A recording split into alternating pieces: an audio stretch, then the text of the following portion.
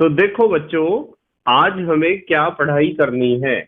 आज है बेटे हमारे पास क्लास 11th का यूनिट नंबर फर्स्ट का वीडियो नंबर फर्स्ट।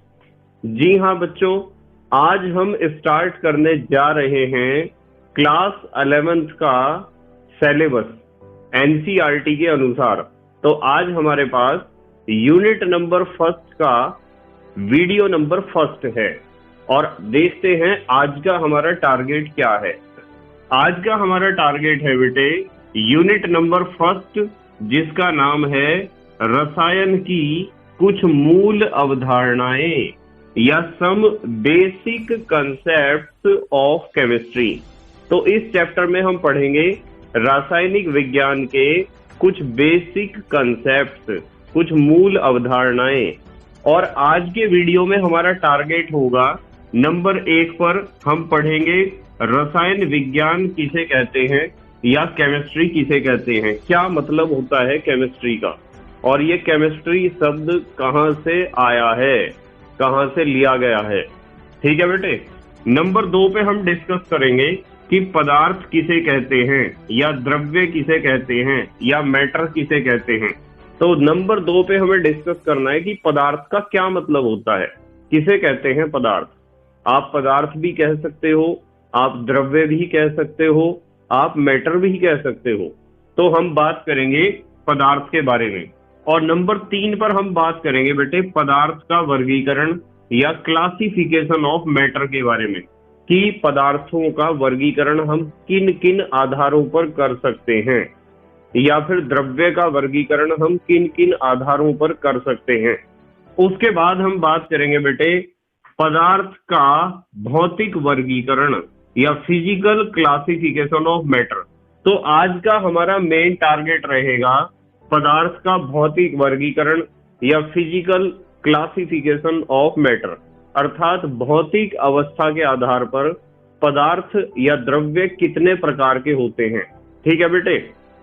आपको एक बात ध्यान रखनी है कि आपको यूनिट नंबर 1 और यूनिट नंबर 14, यूनिट नंबर 1 से यूनिट नंबर 14 तक सभी यूनिट प्लेलिस्ट में भी मिल जाएंगे और नीचे बेटे डिस्क्रिप्शन में भी मिल जाएंगे, और कुछ समय बाद आई बटन में भी लिंक आ जाएगा, जहां आप यूनिट नंबर 1 से यूनिट नंबर 14 तक के सभी यूनिट्स को पढ़ सकते हो और अपने सुंदर से नोट बना सकते हो, जो एग्जाम में आपकी बहुत ज्यादा हेल्प करेंगे।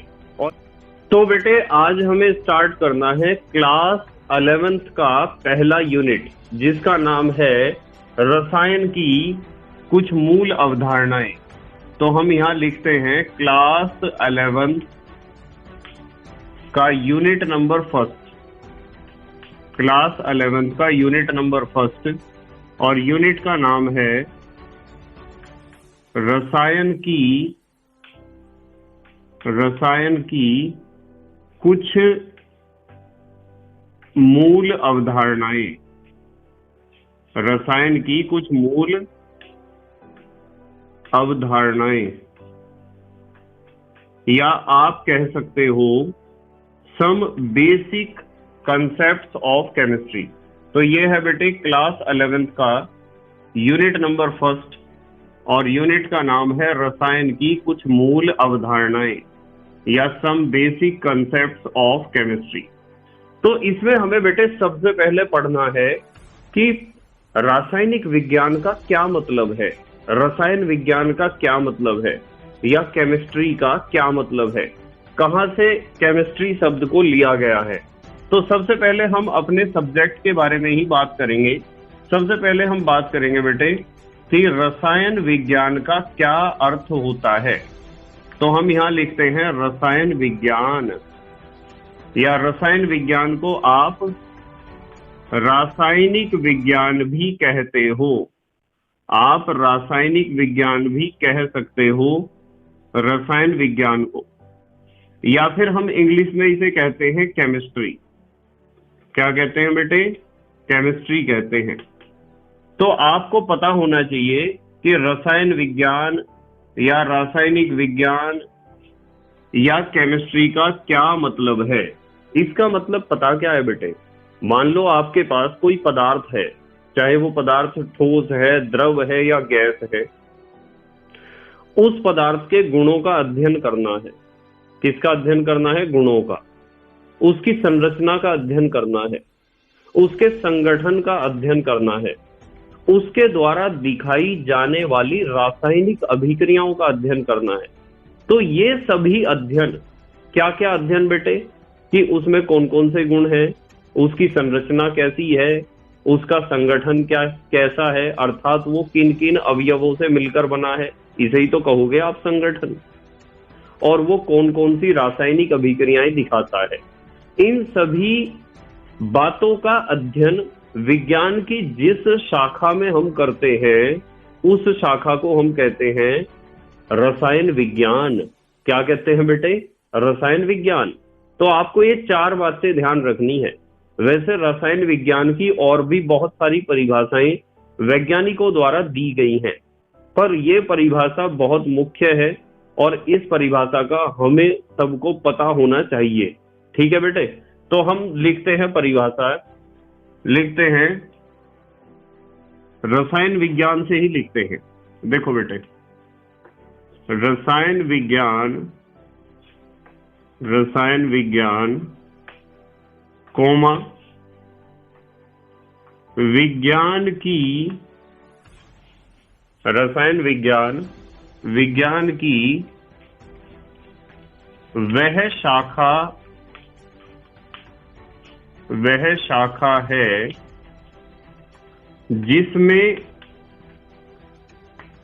जिसमें हम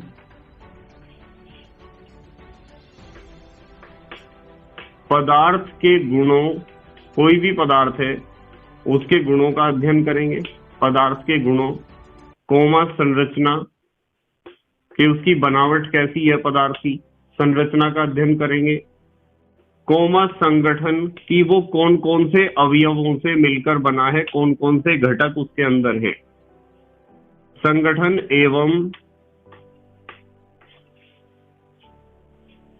रासायनिक अभिक्रियाओं कि वो पदार्थ कौन कौन सी रासायनिक अभिक्रियाएं दिखाता है,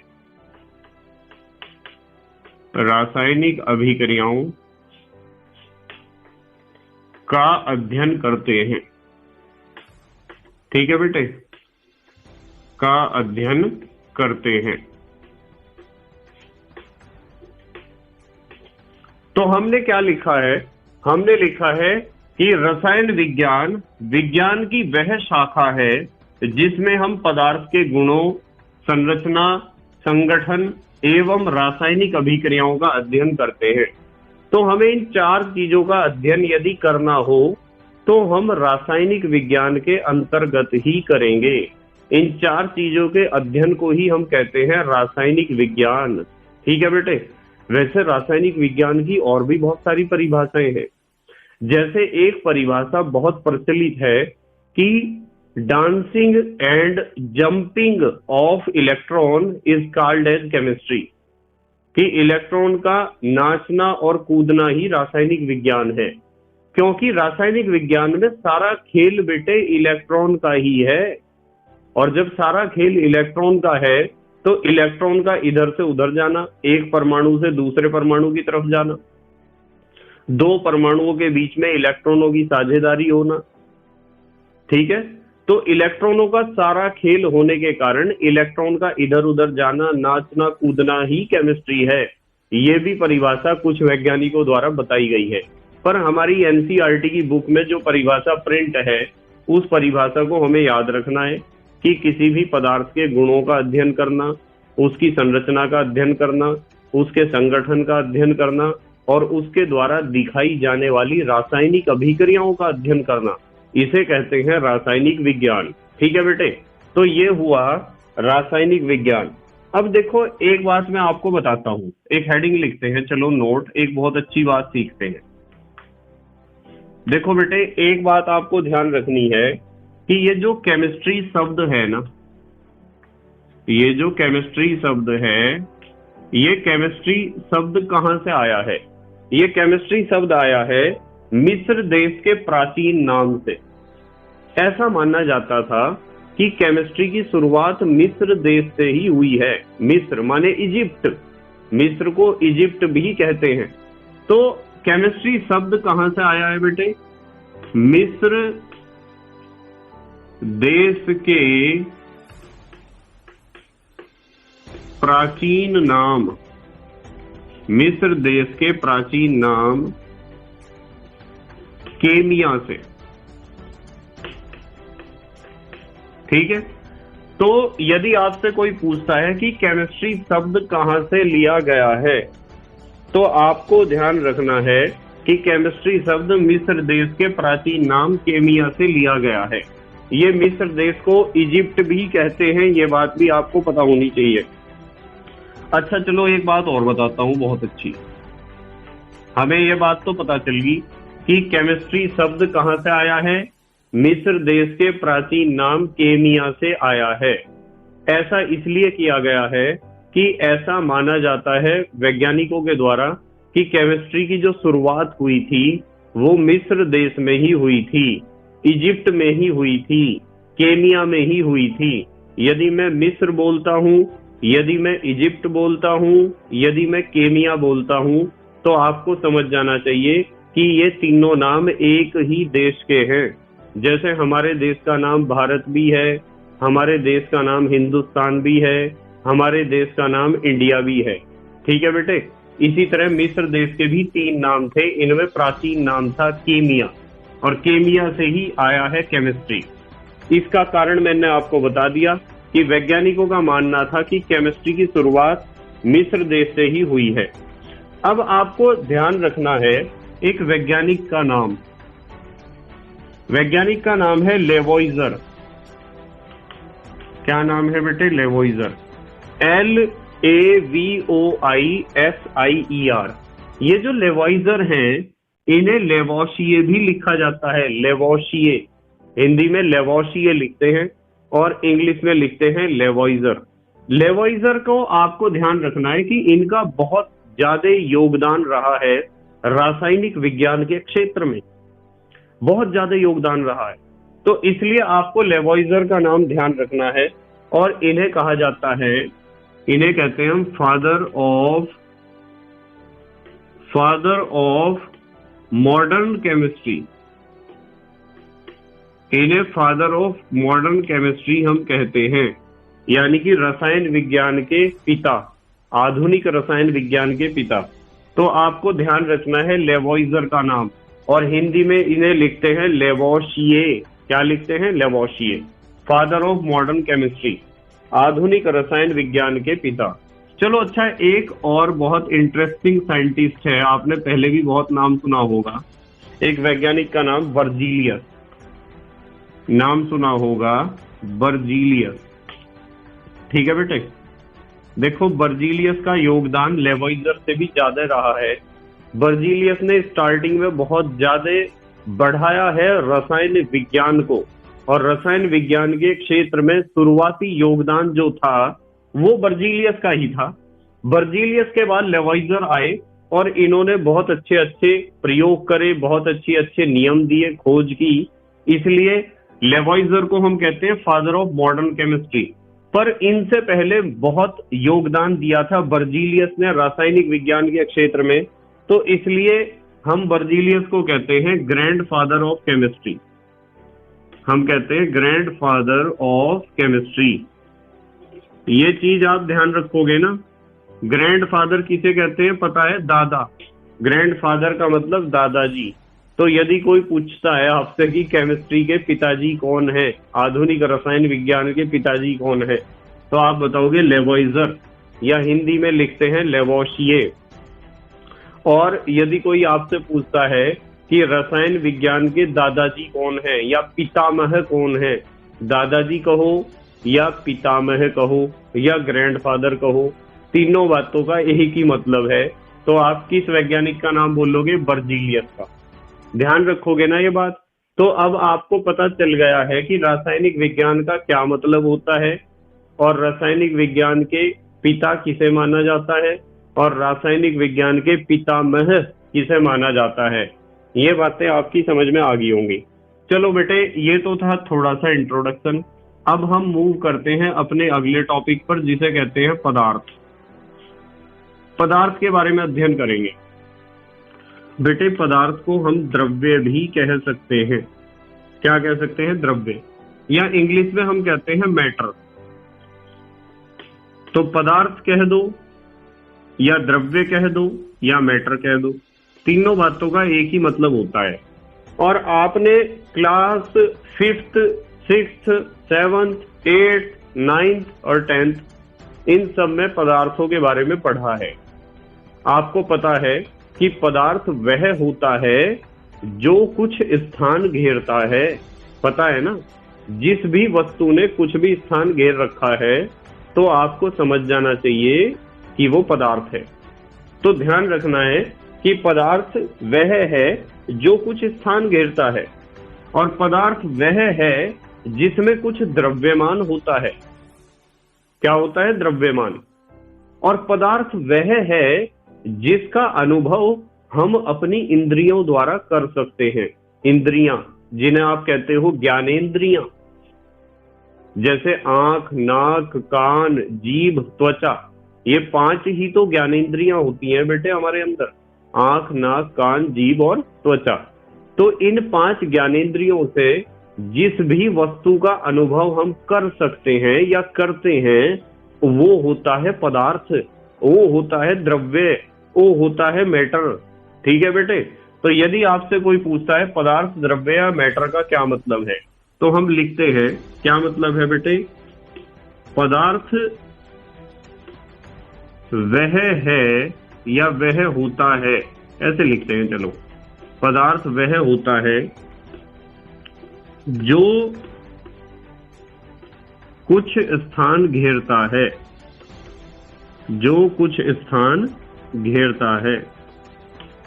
पदार्थ वह होता है जो कुछ स्थान घेरता है, कोमा, जिसमें कुछ द्रव्यमान होता है। जब ही तो द्रव्य कहा है इसे, जिसमें कुछ द्रव्यमान होता है, जिसमें कुछ द्रव्यमान होता है, तथा जिसका अनुभव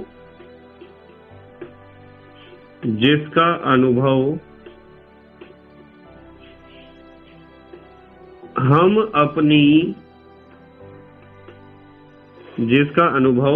अपनी ज्ञानेंद्रियों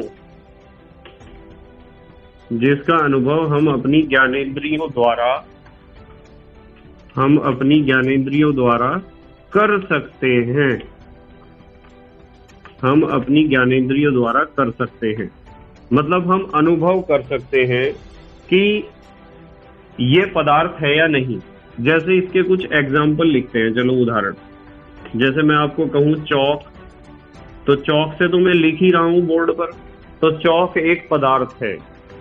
ये कुछ स्थान घेरता है, इसमें कुछ द्रव्यमान भी है, और इसका अनुभव हम अपनी ज्ञानेंद्रियों द्वारा कर पा रहे हैं। जैसे मैं अनुभव कर पा रहा हूं अपनी त्वचा के द्वारा। मैं जब इसे पकड़ता हूं तो मैं अपनी त्वचा के द्वारा इसे महसूस करता हूं कि हाँ, मेरे हाथ में चौक है। जब आप बोर्ड पर देखते हो तो आपकी ज्ञानेंद्रिय अर्थात आंख आपको अनुभव कराती है कि सर चौक से बोर्ड पर लिख रहे हैं, चौक के द्वारा बोर्ड पर लिख रहे हैं। तो आपकी आंख से ही तो पता चल रहा है कि मैं चौक से लिख रहा हूं बोर्ड पर। आंख क्या है? ज्ञानेंद्रिय है। आंख तो ज्ञानेंद्रिय है बेटे। और यदि आंख ज्ञानेंद्रिय है और उससे आपको अनुभव हो रहा है चौक का, तो इसका मतलब चौक एक पदार्थ है। चौक स्टिक एक क्या है? पदार्थ है।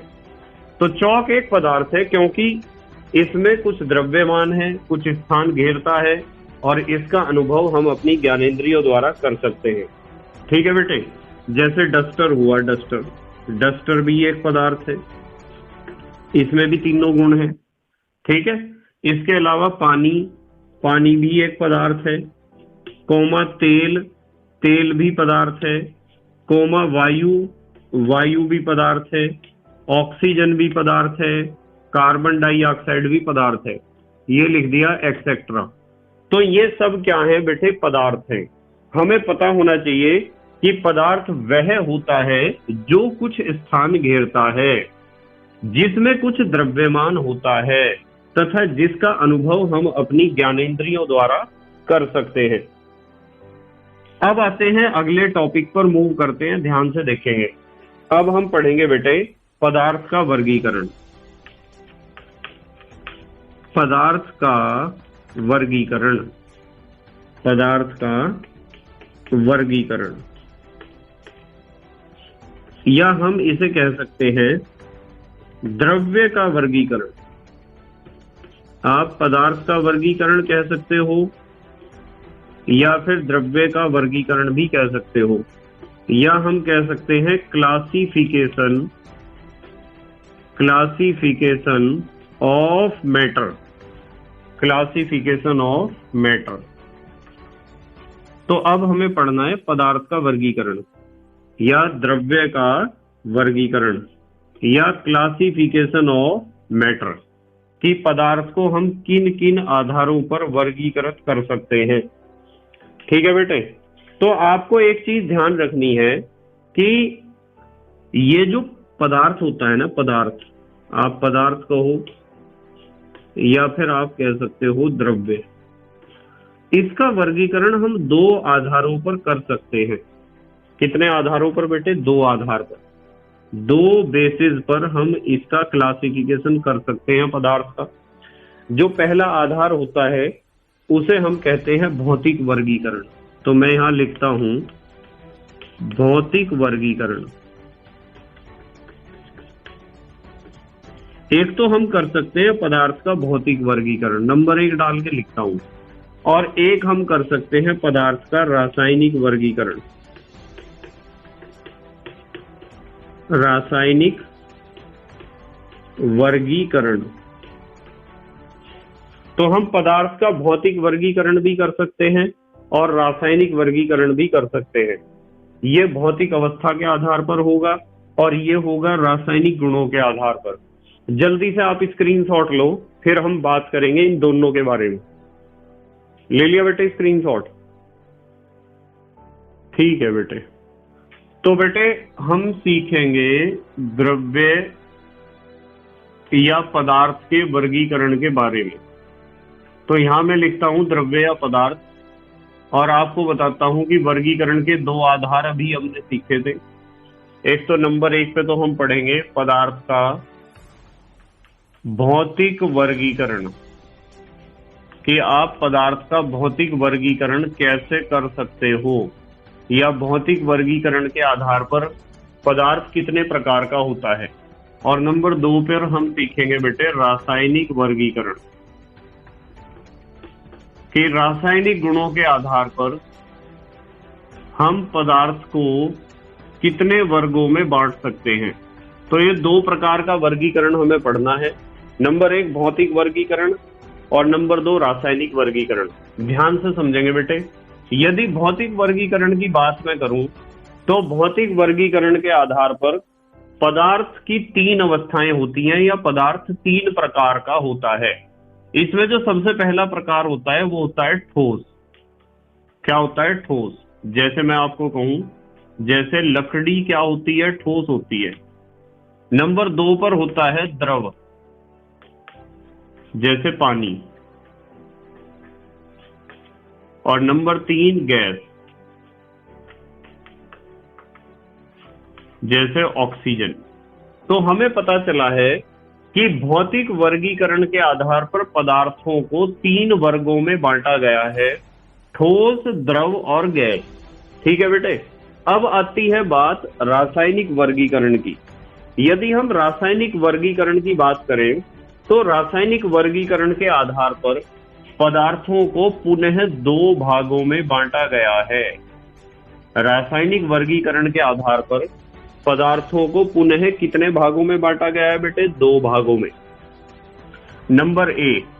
नंबर ए तो होता है शुद्ध पदार्थ, शुद्ध पदार्थ।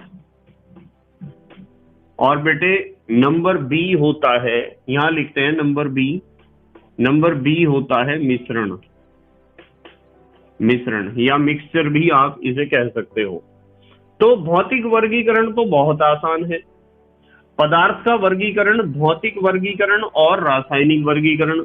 भौतिक वर्गीकरण बहुत आसान है। भौतिक वर्गीकरण के आधार पर पदार्थ 3 प्रकार के होते हैं, ठोस, द्रव और गैस।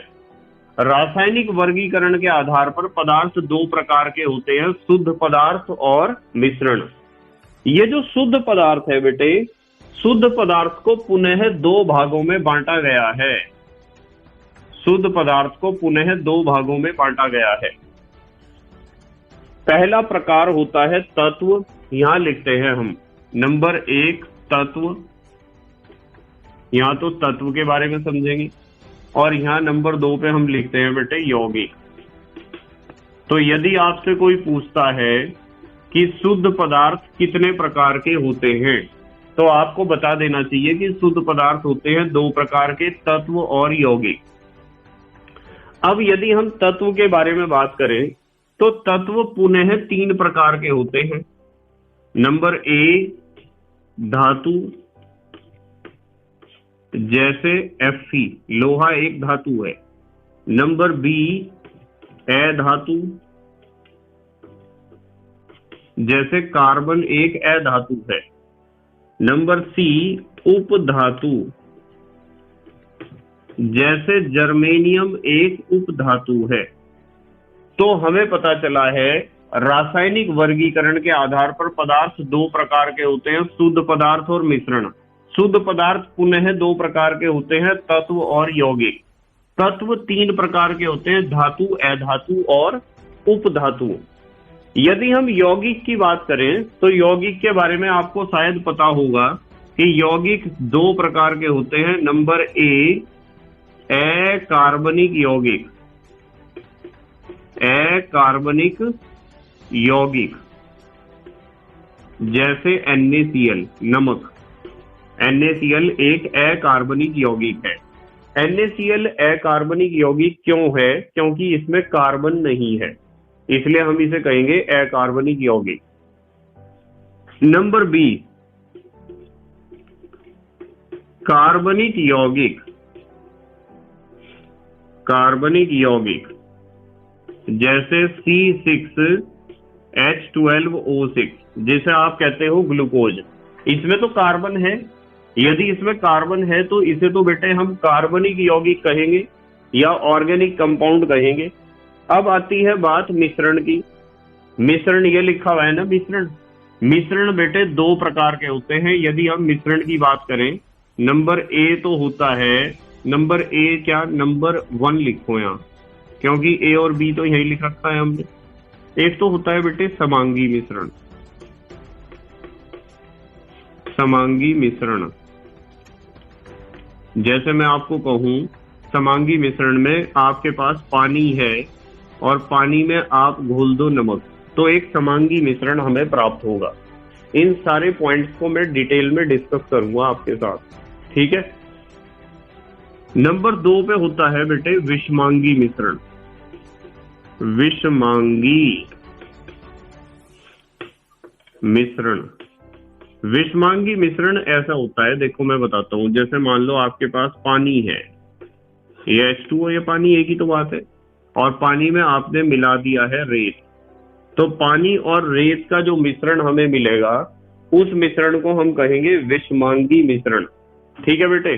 तो इन सारे पॉइंट्स को, इस वर्गीकरण को समझना बहुत जरूरी है, बहुत जरूरी है, ठीक है। क्लास 10th में भी आपने इस वर्गीकरण को समझा था, और फिर दोबारा मैं एक बार समझाऊंगा और इसके बारे में लिखवाऊंगा भी, नोट्स भी बनवाऊंगा और डिटेल में डिस्कस भी करूंगा, ठीक है बेटे। हमें पता होना चाहिए कि द्रव्य या पदार्थों का वर्गीकरण कितने प्रकार से हम कर सकते हैं। 2 प्रकार से, एक तो भौतिक वर्गीकरण और एक तो रासायनिक वर्गीकरण। भौतिक वर्गीकरण बहुत आसान होता है, क्योंकि भौतिक वर्गीकरण के आधार पर पदार्थ की मुख्य रूप से 3 अवस्थाएं होती है, ठोस, द्रव और गैस। भौतिक वर्गीकरण तो आपके समझ में आ गया होगा। अब आते हैं रासायनिक वर्गीकरण पर। रासायनिक वर्गीकरण के आधार पर पदार्थ 2 प्रकार के होते हैं, शुद्ध पदार्थ और मिश्रण। फिर शुद्ध पदार्थ दो प्रकार के होते हैं, तत्व और यौगिक। देखो, शुद्ध पदार्थ उसे कहते हैं जिसमें उस पदार्थ के अलावा कोई दूसरी अशुद्धि उपस्थित ना हो। मान लो केवल कोई पदार्थ है और उसमें उसी पदार्थ के अणु या परमाणु उपस्थित हैं, उस पदार्थ के अलावा कोई अन्य पदार्थ अशुद्धि के रूप में उपस्थित नहीं है, तो ऐसे पदार्थ को हम कहते हैं शुद्ध पदार्थ। तो शुद्ध पदार्थ दो प्रकार के होते हैं, तत्व और यौगिक। हम तत्व के बारे में भी डिस्कस करेंगे, यौगिक के बारे में भी डिस्कस करेंगे कि तत्व का क्या मतलब होता है और यौगिक का क्या मतलब होता है। हालांकि क्लास 9th और 10th में भी आपने इन दोनों बातों को सीखा है, पर अब भी हम डिटेल में डिस्कस करेंगे दोनों के बारे में। तत्व की यदि हम बात करें तो तत्व होते हैं तीन प्रकार के, धातु, अधातु और उपधातु। तीनों चीजें हमें समझनी है। यौगिक की बात करें तो यौगिक मुख्य रूप से दो प्रकार के होते हैं, अकार्बनिक और कार्बनिक। मिश्रण की बात करें, समांगी मिश्रण और विषमांगी मिश्रण। इन सारे पॉइंट्स को हमें बारी बारी से डिस्कस करना है इसी यूनिट में। ठीक है बेटे, तो ये वर्गीकरण आपको पता होना चाहिए, बिल्कुल पता होना चाहिए कि पदार्थ का वर्गीकरण हम किस प्रकार करते हैं। ठीक है, तो आज हमारा टारगेट रहेगा पदार्थ का भौतिक वर्गीकरण। ठीक है, तो मैं यहाँ एक हेडिंग लगाता हूं, मैं लगाता हूं पदार्थ का, पदार्थ कह दो या द्रव्य कह दो, एक ही बात होती है, पदार्थ का भौतिक वर्गीकरण। आज हमारा टारगेट क्या रहेगा बेटे? पदार्थ का भौतिक वर्गीकरण, या आप कह सकते हो physical classification of matter, physical classification of matter. तो यदि हम भौतिक वर्गीकरण की बात करें तो बेटे भौतिक वर्गीकरण के आधार पर पदार्थ कितने अवस्थाओं में होता है? तीन अवस्थाओं में, ठोस, द्रव, गैस। तो हम लिख सकते हैं इस आधार पर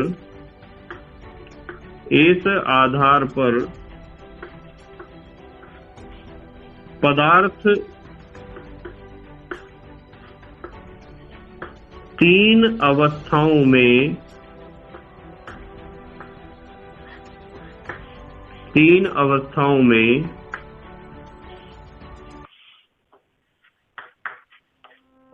पाया जाता है, तीन अवस्थाओं में पाया जाता है। यदि हम भौतिक वर्गीकरण की बात करते हैं तो इस आधार पर पदार्थ कितनी अवस्थाओं में पाया जाता है? तीन अवस्थाओं में। नंबर एक, पहली अवस्था को हम कहते हैं ठोस अवस्था। ठीक है, ठोस अवस्था, या ठोस को आप कह सकते हो सॉलिड स्टेट। नंबर दो होती है द्रव अवस्था, या हम इसे कह सकते हैं लिक्विड स्टेट। और नंबर तीन होती है गैस अवस्था, या गैस को तो गैस ही कहते हैं, चाहे हिंदी में कहो या इंग्लिश में कहो। तो पदार्थ की भौतिक वर्गीकरण के आधार पर तीन अवस्थाएं होती हैं, ठोस, द्रव और गैस। अब यदि हम नंबर एक पर ठोस अवस्था के बारे में बात करते हैं ना, यहाँ हम लिखते हैं ठोस अवस्था। पदार्थ की पहली अवस्था क्या होती है? ठोस अवस्था। तो ठोस अवस्था में आपको इसकी परिभाषा याद रखनी होती है, जो आपने छोटी क्लासेस से याद रखी ही है, कि यदि आपसे कोई पूछता है कि ठोस किसे कहते हैं या पदार्थ की ठोस अवस्था से आप क्या समझते हैं, तो आपने आज तक उत्तर यही दिया होगा कि ठोस अवस्था वह अवस्था होती है जिसका आयतन व आकार निश्चित होता है। ठोस अवस्था का आयतन व आकार बेटे कभी भी नहीं बदलता है। मान लो आपके पास एक चौक है, तो चौक को तो आप ठोस ही कहोगे, चौक को द्रव तो नहीं कहोगे, ना ही चौक को आप गैस कहोगे। तो चौक का एक शेप है, एक आकार है, एक जगह घेरती है, एक आयतन है। तो चौक को चाहे मैं टेबल के ऊपर रख दूं, चौक को चाहे मैं किसी चौक बॉक्स के अंदर रख दूं, या फिर इसे कहीं भी रख दूं, किसी भी स्थान में, या फिर मेरे हाथ में भी हो, तो चौक का आकार कभी बदलेगा नहीं, ये ऐसी ही रहेगी जैसी है, एक बेलन के आकार की, एक पतले बेलन के आकार की। क्या इसका आकार बदल जाएगा? यदि मैंने इसे किसी बॉक्स में रखा तब भी बेलन जैसी ही रहेगी, यदि मैंने इसे टेबल के ऊपर रखा तब भी बेलन जैसी ही रहेगी। तो चौक तो हमेशा अपने आकार को बनाए रखेगी, चाहे आप उसे किसी भी बर्तन में रख दो। इसका मतलब इसका आकार नहीं बदलता है, इसकी आकृति नहीं बदलती है, अर्थात यह ठोस है। और इसका आयतन भी नहीं बदलता है। जितना स्थान इसे घेरना है उतना ही स्थान ये हमेशा घेरेगी, चाहे आप इसे टेबल पे रख दो या किसी बॉक्स में रख दो, आपकी मर्जी है। तो ऐसा पदार्थ जिसका आयतन व आकार निश्चित होता है, ऐसे पदार्थ को हम कहते हैं ठोस पदार्थ। जैसे एक ईंट है, ईंट का जितना स्थान वो घेरती है उसे ही तो उसका आयतन आप कहते हो। मान लो आपसे कोई पूछता है कि आयतन किसे कहते हैं, तो आप यदि उत्तर देते हो कि आयतन बराबर लंबाई गुना चौड़ाई गुना ऊंचाई, इसे कहते हैं आयतन। आप यदि उत्तर देते हो कि आयतन का मतलब होता है 4/3 पाई आर क्यूब, आप कहते हो कि आयतन का मतलब होता है भुजा की घात 3, तो आप यदि आयतन प्रश्न पूछने पर आयतन के बहुत सारे सूत्र बताते हो, तो आप आयतन निकालने के सूत्र ही तो बता रहे हो, क्या आप आयतन की परिभाषा बता रहे हो? परिभाषा क्या होती है आयतन की? आपको पता होना चाहिए कि आयतन की परिभाषा क्या होती है। बेटे, आयतन का मतलब होता है कोई वस्तु जितना स्थान घेरती है उसे कहते हैं आयतन। कोई वस्तु जितना स्थान घेरती है उसे कहते हैं आयतन। तो चौक जितना स्थान घेरती है उतना ही तो स्थान घेरेगी, चाहे किसी भी बर्तन में इसे रख दो। एक ईंट जितना स्थान घेरती है उतना ही तो स्थान घेरेगी, उसे किसी भी स्थान पे आप रख दो। यानी आयतन निश्चित होता है, चौक का भी और ईंट का भी। और इन दोनों के अलावा और भी बहुत सारे आपके पास ऐसे उदाहरण होंगे जिनका आयतन व आकार निश्चित होता है, और उन सबको ही हम कहते हैं ठोस। क्या कहते हैं बेटे? ठोस कहते हैं। तो यदि आपसे कोई पूछता है कि ठोस अवस्था किसे कहते हैं या कौन सी अवस्था ठोस अवस्था होती है, तो आपका उत्तर होना चाहिए कि इनका आयतन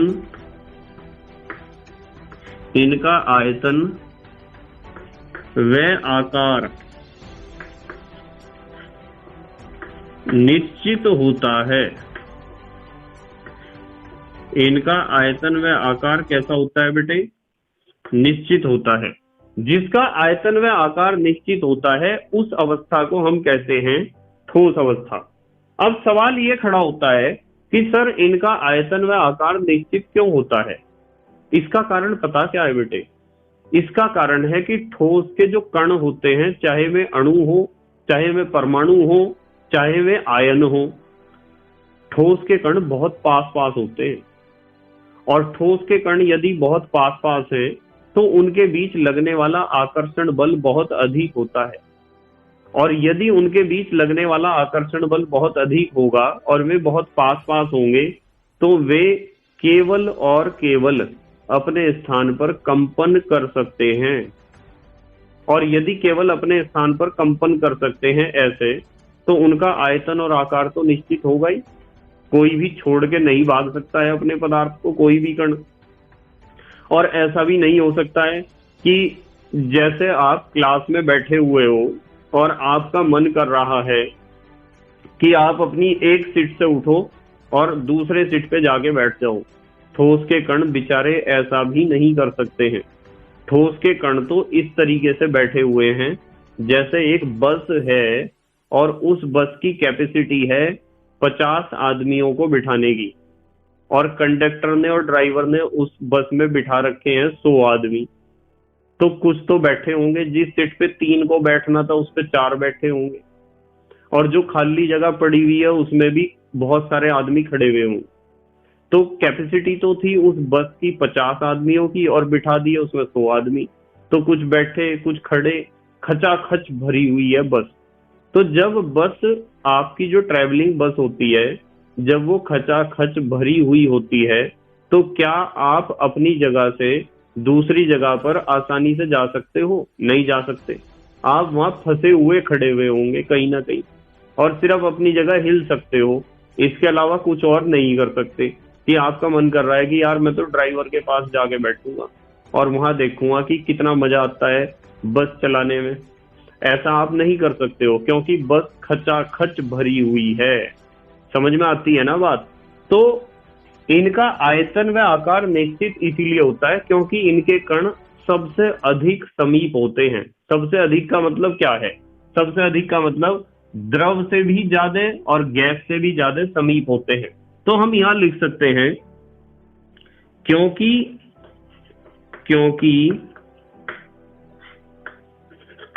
इनके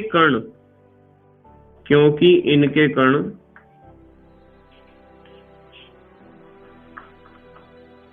बहुत समीप होते हैं।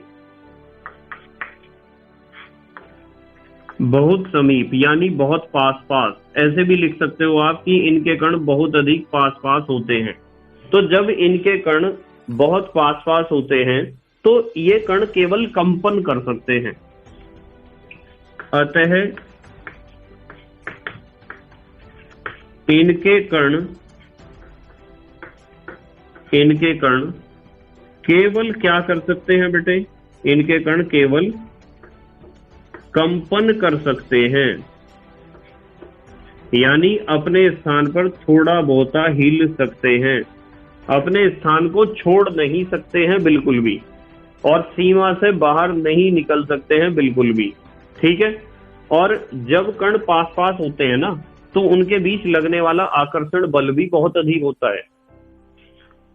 इनके कणों के बीच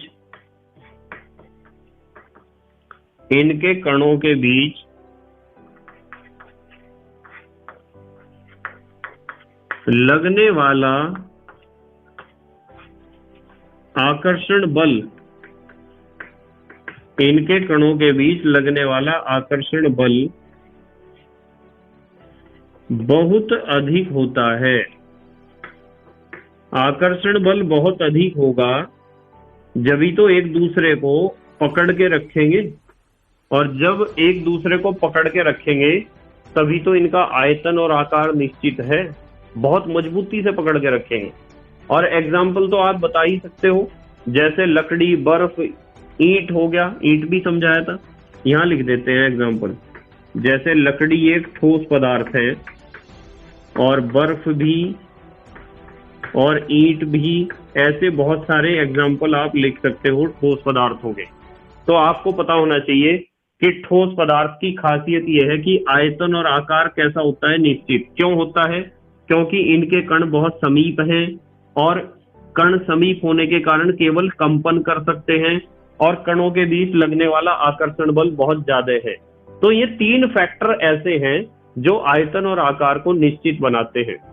देखो, आकार निश्चित बनने का कारण आकर्षण बल है, कणों के बीच लगने वाला बहुत ज्यादा आकर्षण बल।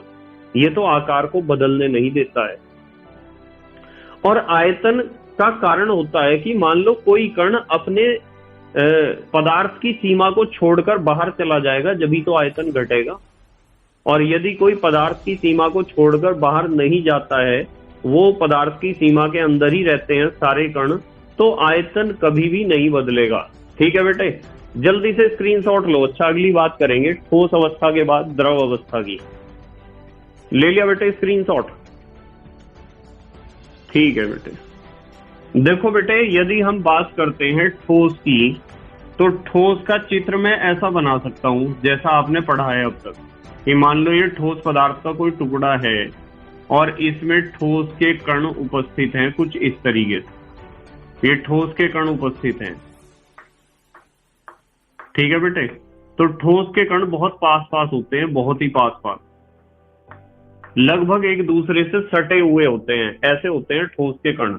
यदि मैं द्रव की बात करूं, तो द्रव को मैं कोई निश्चित आकार नहीं दूंगा, और इसके कणों के बीच की दूरी भी अधिक दिखाऊंगा इस तरीके से। ये होते हैं द्रव। तो द्रव की संरचना आप ऐसी दिखा सकते हो कि द्रव के कणों के बीच की दूरी ठोस से क्या है? अधिक है। ठोस के कणों के बीच की दूरी कम है, और ठोस का आकार भी निश्चित है, आयतन भी निश्चित है। द्रव में क्या होता है कि द्रव का आकार निश्चित नहीं होता है। द्रव को आप जैसे बर्तन में रखते हो उसी बर्तन का आकार ले लेता है द्रव। ठीक है, पर आयतन निश्चित होता है द्रव का। ये जो सीमा बनी हुई है, इस सीमा, इस बाउंड्री से कोई भी कण बाहर नहीं निकलेगा, रहेगा तो बाउंड्री के अंदर ही। यदि इसमें से 2-4 कण चाहते हैं कि हम इधर को बाहर निकल जाएं, तो जितना बाहर निकलने का प्रयास करेंगे कण, द्रव अपनी सीमा उतनी ही आगे की ओर बढ़ा लेगा। जैसे एक गिलास पानी यदि फर्श पर गिर जाता है, तो फर्श पर गिरने के बाद पानी के बहुत सारे कण ऐसा सोचते हैं कि हम द्रव की सीमा से बाहर निकलकर दिखाएंगे, पर जैसे ही कण द्रव की सीमा पर प्रहार करते हैं बाहर निकलने के लिए, द्रव की सीमा उतनी ही आगे की ओर बढ़ती रहती है और द्रव के कणों को, अर्थात जल के कणों को बाहर नहीं निकलने देती है। ठीक है बेटे, तो हमें पता होना चाहिए कि द्रव के कण थोड़ा दूर दूर होते हैं। यहाँ कण पास पास हैं, यहाँ दूर दूर हैं। यहाँ आकर्षण बल ज्यादा है, यहाँ द्रव के कणों के बीच लगने वाला आकर्षण बल कम है। यहाँ कंपन गति होगी, अपने स्थान पर हिलेगा केवल ठोस का कण, और द्रव का कण ऐसा है कि यहाँ से यहाँ जाना चाहे तो जा सकता है, कहीं भी जा सकता है, कहीं भी। पर बेटे एक शर्त है, द्रव का कण द्रव की सीमा से बाहर नहीं निकल सकता है। यदि वो कण या बहुत सारे कण द्रव की सीमा से बाहर निकल जाएंगे तो आयतन घट जाएगा द्रव का। क्या घट जाएगा? आयतन। और द्रव का आयतन तो बेटे निश्चित होता है, वो तो घटता बढ़ता नहीं है। अगली बात, यदि हम गैस की बात करें तो गैस का चित्र कुछ ऐसा बनाऊंगा मैं कि उसमें कोई सीमा ही नहीं बनाऊंगा, कोई बाउंड्री ही नहीं बनाऊंगा। तो गैस का आयतन व आकार दोनों ही क्या होते हैं? अनिश्चित होते हैं। तो हमने पढ़ी थी अभी तक ठोस अवस्था, और अब आते हैं हम नंबर 2 पर। नंबर 2 यहाँ लिखते हैं, नंबर 2। अब हम पढ़ेंगे बेटे द्रव अवस्था के बारे में। द्रव अवस्था, या आप कह सकते हो लिक्विड स्टेट। तो यदि आपसे कोई पूछता है कि द्रव अवस्था किसे कहते हैं, तो आपको बता देना चाहिए कि इनका आयतन तो निश्चित होता है परंतु आकार अनिश्चित होता है। तो हम यहां लिखेंगे कि इनका आयतन, द्रव की खासियत यह है कि इनका आयतन निश्चित, इनका आयतन निश्चित परंतु आकार,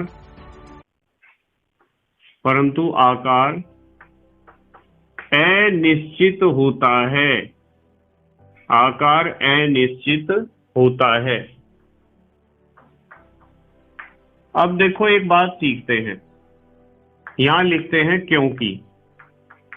देखो एक बात बताता हूं आपको कि आयतन निश्चित होता है, इस बात को सिद्ध करेंगे। आप 1 लीटर दूध लेकर आए, लीटर, 1 लीटर, लीटर तो बेटे आयतन का ही तो मात्रक है। भले ही सारी दुनिया बोलती हो 1 किलो दूध, 2 किलो दूध, 3 किलो दूध, क्या दूध को तराजू में तोलकर नापा जाता है? दूध को तो कभी भी तराजू में तोलकर नहीं नापते हैं। फिर भी सारी दुनिया कहती है 1 किलो दूध, 2 किलो दूध, 3 किलो दूध। दूध को तो हमेशा एक बर्तन से नापते हैं जिसे कहते हैं लीटर, या आधा लीटर का बर्तन होता है, या 1 पाव का बर्तन होता है जिसे आप पाव लीटर कह सकते हो। ठीक है बेटे, तो दूध को हमेशा एक बर्तन से नापते हैं, न कि तराजू से। तो यदि आप 1 लीटर दूध लेकर आए हो, उस 1 लीटर दूध को मान लो आप पॉलीथीन में लेकर आए हो, तो वो 1 लीटर ही तो है। और यदि आपने उस पॉलीथीन से 1 लीटर दूध को किसी बर्तन में डाल दिया, फॉर एग्जाम्पल भिगोने में डाल दिया, तो भिगोने में डालने के बाद भी वो 1 लीटर ही उसका आयतन रहेगा। ऐसा बिल्कुल नहीं होगा कि दूध लेकर आए थे आप 1 लीटर और भिगोने में डालते ही वो हो गया है 1.5 लीटर, या फिर कुछ घट गया है उसका आयतन। बेटे उसका आयतन हमेशा 1 लीटर ही रहेगा। यदि आप उस दूध को भिगोने में गर्म करने के बाद एक बड़े से बर्तन, फॉर एग्जाम्पल जग में डाल दोगे, तो जग में भी उसका आयतन 1 लीटर ही रहेगा। इसका मतलब ये है कि दूध यदि विभिन्न बर्तनों में, अलग अलग प्रकार के बर्तनों में परिवर्तित किया जा रहा है। कभी इस बर्तन में डाला जा रहा है, कभी उस बर्तन में डाला जा रहा है, कभी पतले बर्तन में डाला जा रहा है, कभी मोटे बर्तन में डाला जा रहा है, परंतु 1 लीटर दूध का आयतन हमेशा 1 लीटर ही रहेगा। इसे कहते हैं आयतन निश्चित होना। क्या होना? आयतन निश्चित। तो दूध का आयतन कभी भी नहीं बदलता है। यहाँ केवल दूध के आयतन की बात नहीं है, अपितु हर एक द्रव की बात है। द्रव की खासियत यह होती है कि इनका आयतन निश्चित होता है, आयतन कभी नहीं बदलता है, चाहे कैसे भी बर्तन में आप रख लो। पर यदि हम बात करें आकार की, आकार होता है इनका अनिश्चित। जैसे बर्तन में आप द्रव को रखोगे, द्रव का आकार भी वैसा ही हो जाएगा। ठीक है बेटे? जैसा देश वैसा भेष। ठीक है बेटे?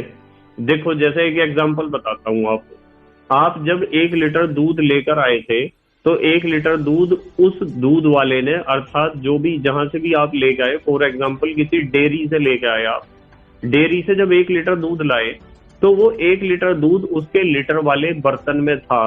तो जब वो लीटर वाले बर्तन में था जिससे नापता है वो दूध, तो उसका शेप कैसा था? एक बेलन जैसा शेप था उस दूध का, क्योंकि लीटर एक बेलन जैसा ही तो होता है। पता है ना आपको बेलन का मतलब क्या होता है? बेलन का मतलब ज्यादातर बच्चे सोचते हैं मम्मी जिससे रोटी बनाती है उसे कहते हैं बेलन।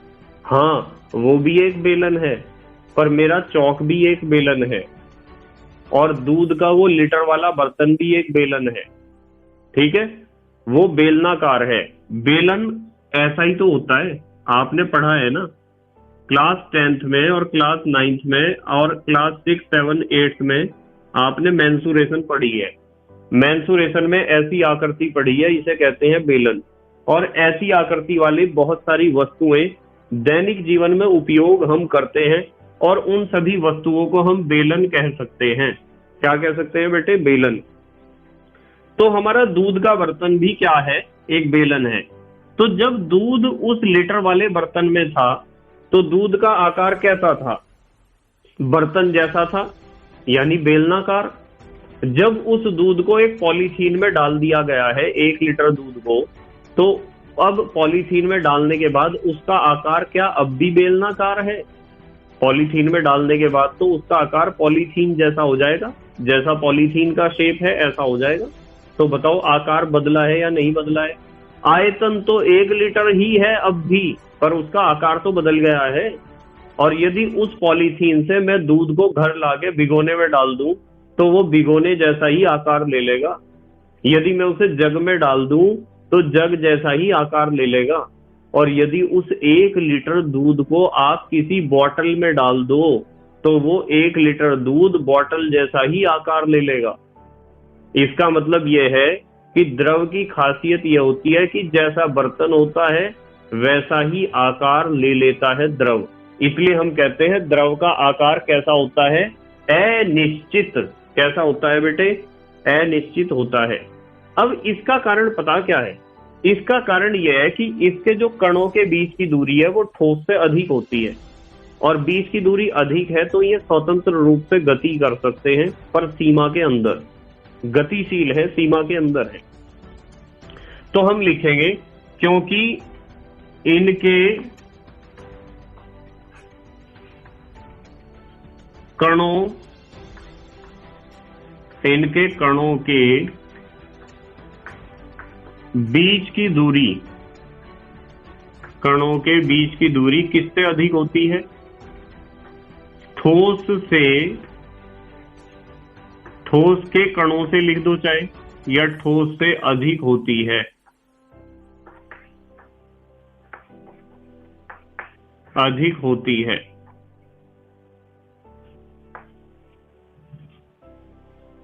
इनके कण द्रव की सीमा के अंदर, द्रव की सीमा के अंदर, इनके कण द्रव की सीमा के अंदर, यानी सीमा से बाहर नहीं निकल सकते। यदि सीमा से बाहर निकल जाते फिर तो बेटे आयतन भी बदलता, पर आयतन तो इनका नहीं बदलता है, आकार बदलता है। इनके कण द्रव की सीमा के अंदर स्वतंत्र गति कर सकते हैं या गति करते हैं। ठीक है बेटे, द्रव की सीमा के अंदर ये स्वतंत्र है, कहीं भी गति कर सकते हैं। इसका मन कर रहा है मैं अपने दोस्त के पास घूम के आ जाऊं तो ये घूम के आ सकता है, पर सीमा से बाहर नहीं निकल सकता, इस बाउंड्री से बाहर कोई नहीं निकल सकता है, इसीलिए आयतन निश्चित होता है। यदि कोई सीमा से बाहर निकल गया फिर तो आयतन घट ही जाएगा। ठीक है बेटे, आयतन इसलिए निश्चित होता है। तो गति कर सकते हैं द्रव की सीमा के अंदर कहीं भी। ठीक है बेटे, और एक बात और बताता हूं, क्योंकि इनके बीच की दूरी अधिक है इसलिए इनके बीच लगने वाला आकर्षण बल कम होता है ठोस के मुकाबले। तो हम लिख सकते हैं इनके कणों के बीच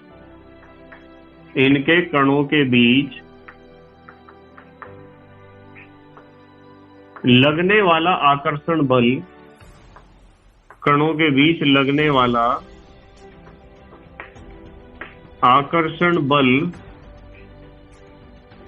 कणों के बीच लगने वाला आकर्षण बल ठोस से, यानी ठोस के कणों के बीच लगने वाले बल से, ठोस से कम होता है। तो यही तीन फैक्टर हैं, यही तीन कारण हैं जिसके कारण आयतन तो है निश्चित पर आकार है अनिश्चित। कौन से तीन कारण? एक तो कणों के बीच की दूरी, और एक गति, और एक कणों के बीच लगने वाला आकर्षण बल। ये तीन फैक्टर हैं जो इस बात का निर्णय लेते हैं कि आयतन निश्चित होगा या नहीं होगा, आकार निश्चित होगा या नहीं होगा। ठीक है बेटे, अब बात करते हैं तीसरी अवस्था की, और तीसरी अवस्था होती है गैस अवस्था या गैसियस स्टेट। तो गैस अवस्था का तो आपको पता ही है, गैस अवस्था का आपको पता है कि इनका आयतन व आकार दोनों ही अनिश्चित होते हैं, ना तो आयतन निश्चित है और ना तो आकार निश्चित है। कैसे? अभी मैं समझाऊंगा। देखो, इनका आयतन व आकार, इनका आयतन व आकार दोनों ही क्या होते हैं बेटे? दोनों ही अनिश्चित, दोनों ही अनिश्चित होते हैं। देखो, दोनों ही अनिश्चित क्यों होते हैं? लिखते हैं क्योंकि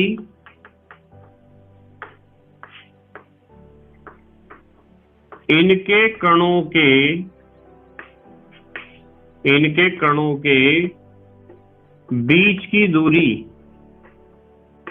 इनके कणों के बीच की दूरी सबसे अधिक होती है। कणों के बीच की दूरी क्या होती है? सबसे अधिक, सबसे अधिक होती है। पहली बात, फुल स्टॉप। ये स्वतंत्र रूप से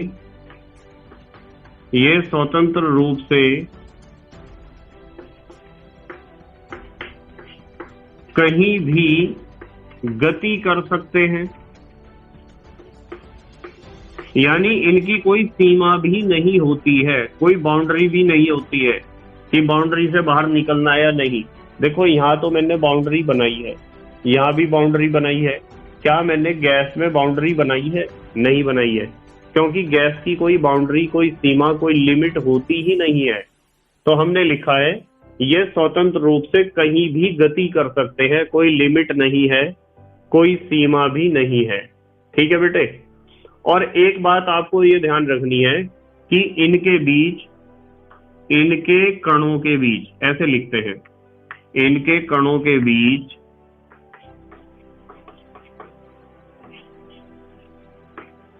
कोई आकर्षण बल, कोई आकर्षण बल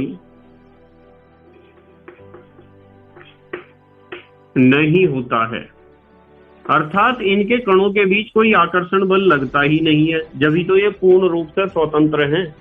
ना कोई बाउंड्री है, ना कोई सीमा है, ना कोई लिमिट है, पूर्ण रूप से स्वतंत्र हैं, क्योंकि कोई आकर्षण बल इनके कणों के बीच लगता ही नहीं है।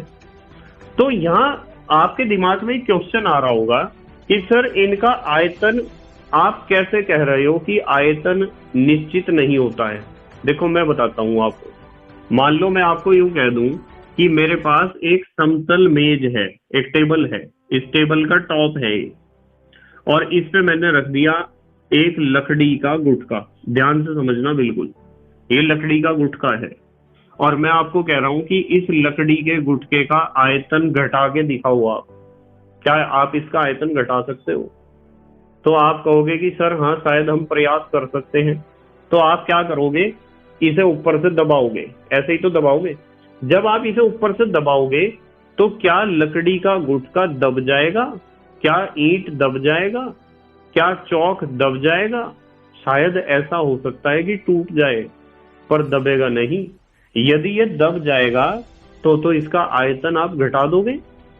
तो मैं आपको यूं कहूंगा कि आपने ठोस का आयतन भी बदल दिया। ठीक है, यदि आप ठोस के आयतन को बदल सकते हो तो फिर ठोस ठोस क्यों है? क्योंकि ठोस का आयतन तो निश्चित होता है। ठोस का आयतन कैसा होता है? निश्चित। तो किसी भी ठोस पदार्थ को रखकर यदि हम उसे दबाते हैं और वो साइज में छोटा हो जाता है तो आपको समझ जाना चाहिए कि वो ठोस नहीं है। शायद वो देखने में ठोस जैसा हो। जैसे मैं आपको एक एग्जांपल देता हूं, मेरे पास है ये डस्टर, ये मेरा डस्टर देखो जरा, सबको पता है देखने में ठोस है, ठीक है। और मैं जब इसे किसी समतल मेज पर रखकर दबाता हूं तो ये तो दब जाता है बेटे, दब रहा है ना। इसका मतलब मैं इसका आयतन घटा सकता हूं। देखो आयतन कितना घटा दिया ना आयतन, और अब इसका आयतन बढ़ गया। तो क्या मैं इसे ठोस कहूंगा? ये बेटे देखने में भले ही ठोस हो, पर ये कोई वास्तविक ठोस नहीं है, ये एक झूठा ठोस है, यानी स्यूडो सॉलिड है, रियल सॉलिड नहीं है। समझ में आई ना बात? क्योंकि वास्तविक ठोस तो उसे कहते हैं जिसका आयतन व आकार दोनों क्या होते हैं? निश्चित। आप किसी ठोस को यहां रखो, उसे दबाओ, यदि वो दबता नहीं है, जैसे ईंट है, जैसे लकड़ी का गुटका है, तो वो ठोस पदार्थ होगा। आप इसका आयतन नहीं घटा पा रहे हो। एक दूसरा प्रैक्टिकल करते हैं। मान लो हमारे पास एक बर्तन है, बहुत ध्यान से देखना, इस तरह का बर्तन है, बेलनाकार, और इस बर्तन में मैंने यहां तक रख रखा है पानी भरकर। ये पानी भर दिया यहाँ, और मैंने आपको कहा कि चलो इसके ऊपर हम लगाते हैं एक पिस्टन। ये हमने एक पिस्टन लगा दिया, ये एक पिस्टन है और ये पिस्टन का हैंडल है और ये हैंडल है, ठीक है। यहाँ क्या भरा हुआ है? द्रव, जैसे पानी भरा हुआ है। ये क्या है? पिस्टन है। आपको पता है ना, हवा भरने का पंप तो देखा ही होगा आपने। हवा भरने का पंप ऐसे भरते हैं हम, हवा भरते हैं ना ऐसे, बिल्कुल पंप जैसा ही होता है पिस्टन। यहाँ द्रव है, हमने इसका आयतन यहाँ पिस्टन सिलेंडर के ऊपर निशान लगा लिया कि यहाँ तक भरा हुआ है द्रव। मैंने कहा यार इसे दबाओ तो सही, इसका आयतन घटाओ तो सही।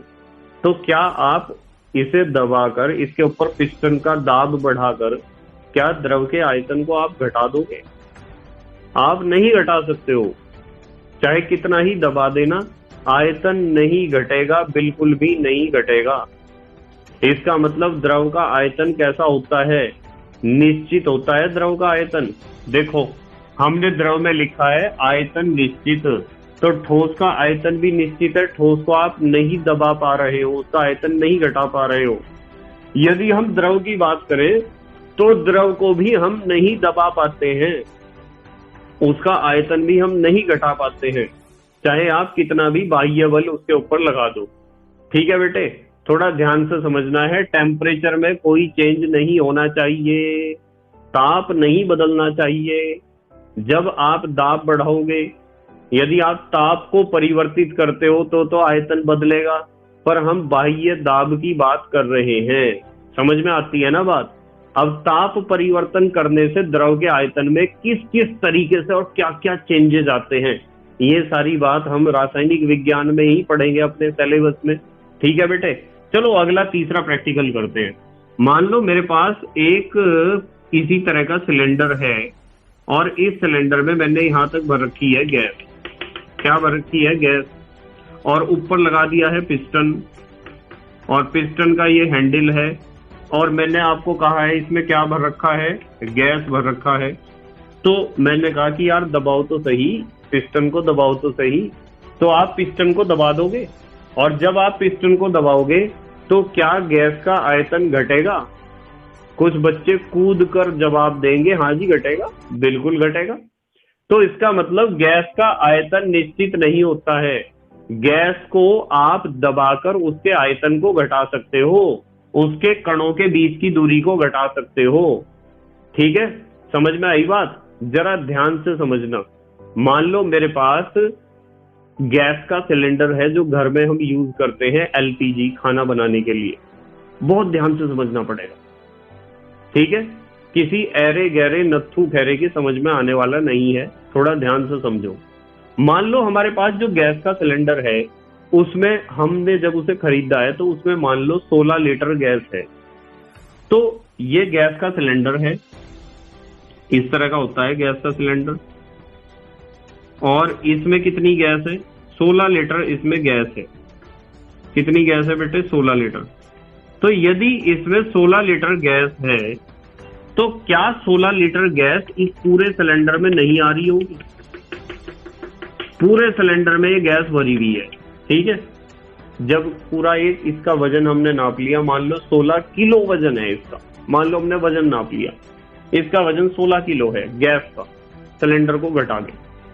अब हमने क्या करा कि हमने इसे 15 दिन यूज करा तो गैस तो घटी गई है। 15 दिन हमने यूज किया है, गैस की मात्रा घटी है, पर फिर भी जितनी भी गैस बची हुई है वो भी तो पूरा जगह ही घेर रही है। पहले 16 लीटर गैस ने इतनी जगह घेरी थी, 16 किलो गैस ने इतनी जगह घेरी थी। अब गैस घट गई है मात्रा में, फिर भी तो वो पूरा सिलेंडर ही घेर रही है। गैस यदि कितने भी घटा दोगे घेरेगी तो पूरे सिलेंडर को ही। इसका मतलब ये है कि पहले 16 किलो गैस उतना आयतन दिखा रही थी, अब 5 किलो गैस भी उतना ही आयतन दिखा रही है, फिर उसमें 2 किलो बचेगी वो भी उतना ही आयतन दिखाएगी, फिर उसमें 1 किलो बचेगी वो भी उतना ही आयतन दिखाएगी। इसका मतलब यह है कि मात्रा और आयतन इनका आपस में कोई संबंध नहीं होता है गैस के केस में। ठीक है, समझ में आई ना बात? यदि आपके पास मान लो आपका गैस का सिलेंडर है और उसमें 500 ml गैस है तो बहुत ज्यादा, मान लो 500 ml गैस इतनी जगह घेर दी है सिलेंडर के अंदर। जब आपका सिलेंडर लीक होगा तो 500 ml सिलेंडर से बाहर निकलने के बाद भी क्या इतनी जगह घेरेगी? गैस तो वो उतनी ही है, मात्रा तो उतनी ही है उसकी, पर वही गैस फैल जाएगी बाहर निकलते ही। वही गैस के कुछ लाख अणु जो इतनी जगह घेर रहे थे, इतना आयतन था, वही गैस के कुछ अणु जो इतना आयतन घेर रहे थे सिलेंडर के अंदर, बाहर निकलकर तो अपार आयतन घेरेंगे, यानी आयतन बढ़ जाएगा। ठीक है, समझ में आई बात? तो हम कह सकते हैं इन प्रयोगों के आधार पर कि गैस का आयतन निश्चित नहीं होता है। गैस का आयतन निश्चित नहीं होता है, वो जितनी जगह उसे मिलती है उतने ज्यादा पैर पसार लेती है। ठीक है, आपने कहावत सुनी होगी, उतने पैर पसारिए जितनी चादर होए, और गैस को जहां मिली जगह वहीं उसने अपने पैर पसार लिए और आयतन बढ़ा लिया। बहुत सारी गैस छोटे से आयतन के बर्तन में भी आ जाती है, और बहुत थोड़ी गैस बहुत बड़े कमरे में भी आ जाती है। ठीक है, तो हमें पता होना चाहिए आयतन निश्चित नहीं होता है। दूसरी बात है आकार। भाई आकार की यदि हम बात करें तो जब इसकी बेचारी की गैस की कोई सीमा ही नहीं है, तो सीमा नहीं है तो आकार इसका निश्चित कैसे होगा? आयतन तो होगी बात, चलो आयतन की बात तो हमने बताई कि जब इसकी लिमिट नहीं है, कोई सीमा नहीं है, तो आयतन बदल सकता है, ये भी एक कारण हो सकता है। और आकार का कारण ये है बदलने का कि कणों के बीच आकर्षण बल कम है, कण बहुत दूर दूर है। जैसे बर्तन में आप गैस को रखोगे गैस वैसा ही आकार ले लेगी। यदि आपका सिलेंडर बेलनाकार है तो गैस बेलनाकार हो जाएगी। यदि इस कमरे में गैस लीक हुई है तो पूरे कमरे में फैलकर एक घन के आकार की या घनाभ के आकार की हो जाएगी, क्योंकि हमारा कमरा भी घन या घनाभ के आकार का ही होता है। तो जैसा बर्तन होगा गैस वैसा ही आकार ले लेगी। ठीक है बेटे, ये बात आपको ध्यान रखनी है। अब जैसे हम बात करते हैं, ये द्रव हमने बात करी थी, यहां एक बात लिखते हैं। चलो, द्रव के उदाहरण तो आप बता सकते हो बेटे, द्रव के उदाहरण यही लिख लेने चाहिए थे, पर यहां लिख लेंगे, कोई बात नहीं। द्रव के उदाहरण जैसे जल, जैसे तेल, जैसे दूध, जैसे पेट्रोल, ये सब किसके उदाहरण हैं? द्रव के उदाहरण हैं। ठीक है बेटे। और यदि हम बात करते हैं गैस के उदाहरण की, गैस के उदाहरण, तो गैस के उदाहरण तो आप बता सकते हो, जैसे वायु, कई सारी गैसों का मिश्रण है, जैसे ऑक्सीजन, जैसे हाइड्रोजन, जैसे कार्बन डाइऑक्साइड, ये सब उदाहरण हैं गैस के।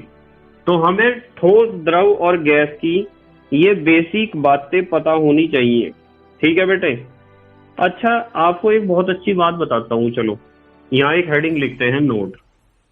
एक बहुत अच्छी बात करते हैं बेटे। हमें एक बात पता चली है आज, वैसे तो आपने पहले से भी पढ़ रखी थी, हमें पता चला है कि पदार्थ की मुख्य रूप से 3 अवस्थाएं होती हैं, ठोस, द्रव, गैस। पर आपको ध्यान रखनी है कि पदार्थ की 2 अन्य अवस्थाओं की खोज की गई है। पदार्थ की 2 नई अवस्थाओं की खोज वैज्ञानिकों द्वारा की गई है, जिनमें से एक खासियत इनके अंदर होती है जो सामान्य ताप पर नहीं मिलती। सामान्य ताप पर नहीं मिलती। ये जो 2 नई अवस्थाओं की खोज वैज्ञानिकों द्वारा की गई है, ये 2 अवस्थाएं सामान्य ताप पर देखने को नहीं मिलती हैं। ठीक है। कोई आपसे पूछता है पदार्थ की कितनी अवस्थाएं होती हैं, आप बताते हो 3 अवस्था, ठोस, द्रव, गैस। पर अब आपको बतानी है 5 अवस्था। 5 अवस्था में से 3 तो होगी ठोस, द्रव, गैस, और एक नई अवस्था की खोज हुई है जिसे कहते हैं प्लाज्मा। क्या कहते हैं? प्लाज्मा। तो प्लाज्मा चौथी अवस्था है पदार्थ की। और एक अवस्था की खोज हुई है बोस आइंस्टाइन कंडेंसेट। ये आपको ध्यान रखनी है कि पदार्थ की 2 नई अवस्थाओं की खोज हुई है, प्लाज्मा और बोस आइंस्टाइन कंडेंसेट। प्लाज्मा होती है बहुत अधिक ताप पर, जैसे सूरज का टेम्परेचर बहुत ज्यादा है, तो वहां पदार्थ प्लाज्मा अवस्था में ही उपस्थित है। और बोस आइंस्टाइन कंडेंसेट होती है बहुत लो टेम्परेचर पर, बहुत कम ताप पर। तो जब ही लिखा है कि सामान्य ताप पर नहीं मिलती ये 2 अवस्थाएं, पदार्थ की 2 अन्य अवस्थाएं, इनकी खोज अभी वैज्ञानिकों द्वारा की गई है। ठीक है बेटे। चलो, अब हम बात करेंगे कि आपने कभी कभी इस बारे में सोचा होगा कि पदार्थ की 3 अवस्थाएं हैं, ठोस, द्रव, गैस। उनमें से एक अवस्था है गैस। यदि हम गैस की बात करें और उसका कंपैरिजन करें वाष्प से, तो बच्चे कंफ्यूज होते हैं कि गैस का क्या मतलब होता है, वाष्प का क्या मतलब होता है। तो यहां हम एक छोटा सा पॉइंट डिस्कस करेंगे, गैस तथा वाष्प में अंतर। ये बात आपको पता होनी चाहिए, गैस तथा वाष्प में क्या अंतर होता है, कि गैस क्या होती है और वाष्प। कैसे हम अंतर करेंगे कि कौन सी चीज गैस है और कौन सी चीज वाष्प है। बहुत सिंपल है। मान लो आपके पास कोई भी पदार्थ है और सामान्य ताप पर वो गैसीय अवस्था में है, तो आपको समझ जाना चाहिए कि वो गैस है। जब कोई पदार्थ सामान्य अवस्था या सामान्य ताप पर गैसीय अवस्था में होता है, तो वो गैस ही है। और जब कोई पदार्थ सामान्य ताप पर तो किसी अन्य अवस्था में होता है, परंतु उच्च ताप पर यानी गर्म करने पर गैसीय अवस्था में आ जाता है, तो वो पदार्थ गैस नहीं हो सकता है, वो तो बेटे वाष्प है। गैस तो वो है जो सामान्य ताप पर ही गैस है। ठीक है बेटे, तो हम लिख सकते हैं, इस लाइन को थोड़ा सीधा कर दूं मैं, क्या लिख सकते हैं बेटे? हम लिख सकते हैं कि मान लो आपके पास कोई पदार्थ है, यहां लिखते हैं जब कोई पदार्थ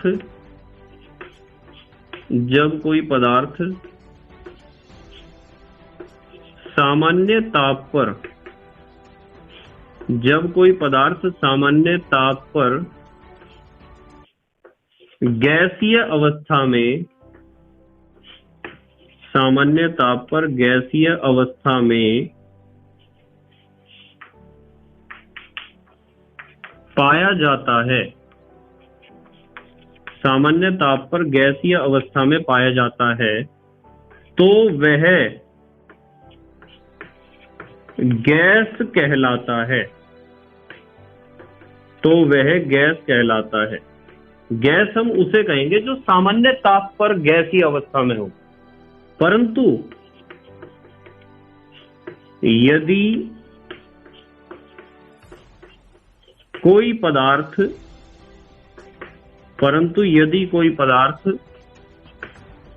सामान्य ताप पर तो किसी अन्य अवस्था में होता है, सामान्य ताप पर तो किसी अन्य अवस्था में होता है,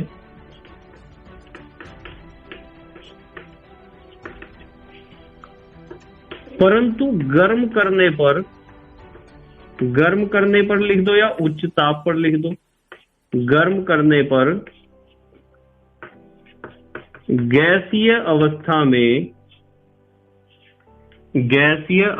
में आ जाता है।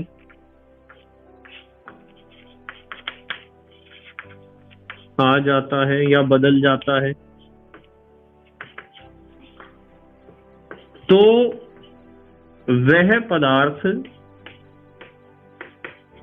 पदार्थ क्या कहलाता है? वह पदार्थ वाष्प कहलाता है। तो उस पदार्थ को हम कहेंगे वाष्प। तो आपको देखना है कि सामान्य ताप पर क्या कोई पदार्थ गैसीय अवस्था में है। यदि सामान्य ताप पर वो गैसीय अवस्था में है तभी आप उसे गैस कहोगे, और यदि कोई पदार्थ सामान्य ताप पर तो किसी दूसरी अवस्था में है और गर्म करने पर वो आ गया है गैसीय अवस्था में, तो वो बेटे गैस नहीं है, वो वाष्प है, वाष्प। ठीक है, जल्दी से स्क्रीनशॉट लो, फिर अगली बात करेंगे बेटे। ले लिया स्क्रीनशॉट? ठीक है बेटे, चलो बेटे एक बहुत अच्छी चीज सीखते हैं। चलो अब हम सीखते हैं पदार्थ की अवस्थाओं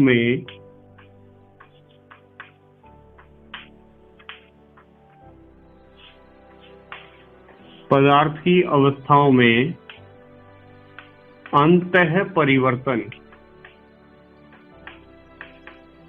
बहुत अच्छा क्वेश्चन है, पदार्थ की अवस्थाओं में अंतः परिवर्तन। ये जो पदार्थ की मुख्य रूप से 3 अवस्थाएं होती है ना, ठोस, द्रव और गैस, इन अवस्थाओं में आपस में किस प्रकार हम परिवर्तन कर सकते हैं। ठीक है बेटे, कैसे कर सकते हैं और उन परिवर्तनों को किस किस नाम से पुकारा जाता है। आपको पता है कि पदार्थ की मुख्य रूप से 3 अवस्थाएं होती हैं। वैसे तो अभी आपने सीख लिया कि 2 नई अवस्थाओं की भी खोज हुई है, प्लाज्मा और बोस आइंस्टीन कंडेंसेट। तो कुल मिलाकर पदार्थ की अवस्थाएं हो चुकी हैं 5, पर सामान्य ताप पर तो बेटे 3 अवस्थाएं ही पाई जाती हैं। पृथ्वी पर तो 3 अवस्थाएं ही पाई जाती हैं। तो एक तो होती है ठोस अवस्था और एक होती है द्रव अवस्था, यहां लिखता हूं मैं द्रव अवस्था, और एक होती है बेटे गैस अवस्था। तो पदार्थ मुख्य रूप से 3 अवस्थाओं में पाया जाता है यदि हम सामान्य ताप की बात करते हैं। तो यदि आप किसी ठोस पदार्थ को गर्म करते हो ना, मान लो आपके पास कोई ठोस पदार्थ है, आपने उसे गर्म कर दिया, तो ठोस पदार्थ को गर्म करने से वो पिघल जाएगा और पिघल कर किस में बदल जाएगा? द्रव में। किस में बदल जाएगा? द्रव में।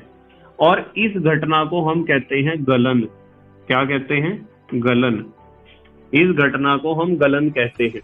और जिस ताप पर कोई ठोस पदार्थ द्रव अवस्था में बदल जाता है या द्रव पदार्थ में बदल जाता है, उस ताप को हम कहते हैं गलनांक। क्या कहते हैं बेटे? गलनांक। आप याद रख सकते हो गलनांक को भी। ये क्रिया है गलन की, और इस ताप को, जिस ताप पर कोई ठोस पदार्थ द्रव में गलना प्रारंभ कर देता है, उस ताप को हम कहते हैं उस ठोस का गलनांक। अब यदि मैं आपको कहूं कि मान लो आपके पास ठोस था, गर्म करा आपने उसे, गर्म करा और गर्म करने से वो कन्वर्ट हो गया किसमें? द्रव में। यदि आप द्रव को गर्म करोगे तो द्रव कण को गर्म करने पर पक्की बात है कि वो द्रव अवस्था किसमें बदल जाएगी? गैस अवस्था में। तो द्रव को गर्म करने पर हमें गैस प्राप्त होती है, जिसे आप वाष्प भी कह सकते हो। और इस घटना का नाम क्या होता है बताओ? इस घटना का नाम क्या होता है? इस घटना का नाम होता है, यहां लिखता हूं मैं, वाष्पन। इस घटना का नाम होता है वाष्पन, या आप वाष्पीकरण भी कह सकते हो। वाष्पीकरण कहो या वाष्पन कहो, वेपोराइजेशन कहो, बात तो एक ही है। और बेटे ध्यान ये रखना है कि वह ताप, जिस ताप पर कोई द्रव गैस में कन्वर्ट होना शुरू कर देता है, उस ताप को हम कहते हैं क्वथनांक। क्वथनांक कह सकते हो आप, ठीक है। वैसे वाष्पनांक कह दोगे तो भी ठीक ही माना जाएगा, पर बिल्कुल सही क्या है? क्वथनांक है, ठीक है। अच्छा एक बात बताता हूं, क्वथनांक को आप वाष्पनांक कहो जब भी ठीक ही रहेगा, पर सबसे सही क्वथनांक है। मान लो मैं आपको कह दूं कि मेरे पास कोई गैस है और गैस को हम कर रहे हैं ठंडा। गैस को क्या कर रहे हैं? ठंडा। इधर को लगाऊंगा ना तीर का निशान। गैस को ठंडा करोगे तो द्रव बनेगा, और गैस को ठंडा करने पर द्रव बनता है। इस घटना को हम कहते हैं संघनन। क्या कहते हैं? संघनन कहते हैं, संघनन या कंडेंसेशन। और द्रव को ठंडा करोगे तो क्या बन जाता है? ठोस। द्रव को ठंडा करने पर हमें प्राप्त होता है ठोस अवस्था, और इस घटना को हम कहते हैं हिमायन। हिमायन। क्या कहते हैं बेटे? हिमायन, ठीक है। और एक चीज और ध्यान रखनी है कि जिस ताप पर द्रव को ठंडा करके ठोस में बदला जा सकता है, उस ताप को हम कहते हैं हिमांक। क्या कहते हैं? हिमांक या फ्रीजिंग पॉइंट। तो हमें मेल्टिंग पॉइंट, बॉइलिंग पॉइंट और फ्रीजिंग पॉइंट का भी थोड़ा सा अंदाजा होना चाहिए। पर आपने कभी कभी ऐसा भी देखा होगा, जैसे एक पदार्थ है कपूर या आयोडीन।